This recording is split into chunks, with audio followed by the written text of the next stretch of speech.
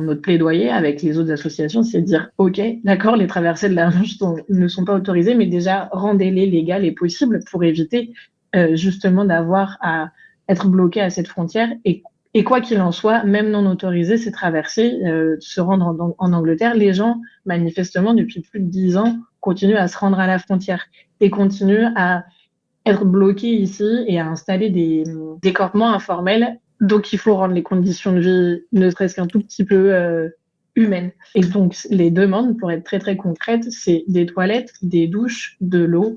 Voilà, c'est assez ahurissant et absurde de voir qu'on en est là, de demander vraiment, littéralement, toilettes et douches pour des centaines de personnes et pour une situation qu'on découvre pas, qui ne date pas d'hier. Elle date depuis très longtemps.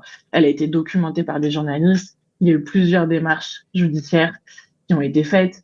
Il y a aussi eu des drames qui ont été qui sont liés à ces conditions de vie. Et les associations, comme souvent dans cette situation, on doit venir arracher des victoires et des toutes petites victoires.